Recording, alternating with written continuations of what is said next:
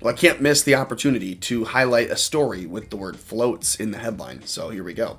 Matt Gaetz floating the idea of the Florida governor, Ron DeSantis, running for president in 2024.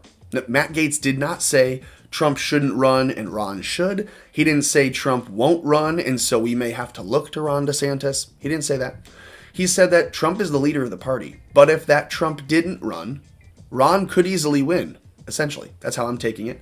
At the end of this video, you'll see a clip, another reason that I believe Ron would have no problem winning the 2024 election if he were to decide to run in place of Trump. But here we go. It says, Representative Matt Gaetz, Republican from Florida, floated Florida Governor Ron DeSantis on Sunday as a possible 2024 presidential candidate. Gaetz suggested during an interview on Fox News that the Biden administration is already trying to defame him in anticipation of a political run 4 years from now.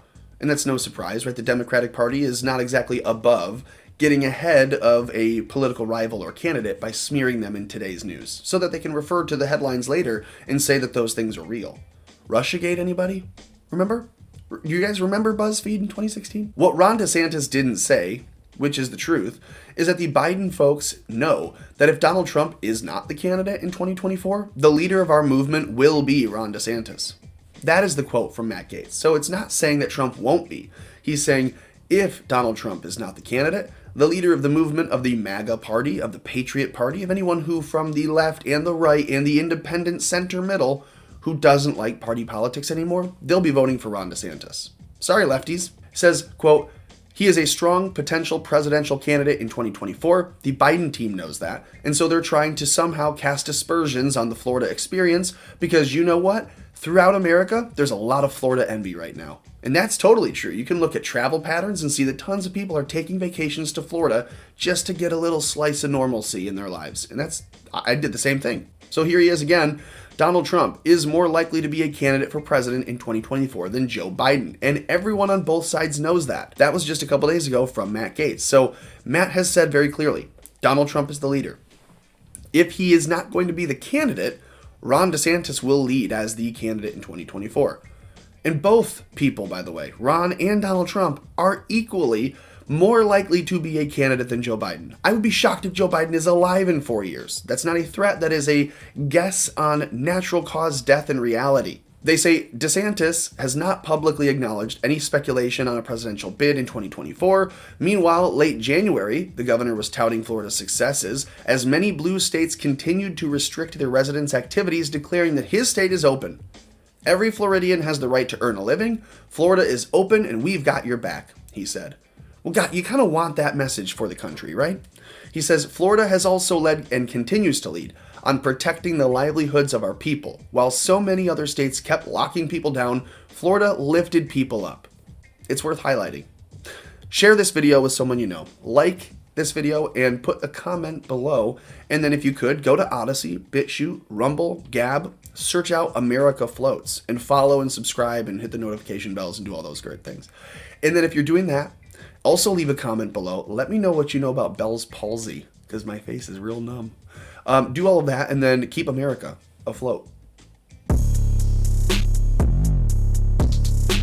Florida schools are open for in-person instruction. Every single parent in this state has a right to send their kid to in-person instruction. We have done it the right way. We are not going to turn back. What the CDC put out 5 o'clock on a Friday afternoon, I wonder why they would do it then, was quite frankly a disgrace. It would require, if you actually followed that, closing 90% of schools in the United States. We have been open, they will remain open, and we are not turning back. We've been open the whole time since August. We had kids doing camps and athletics and all that over the summer.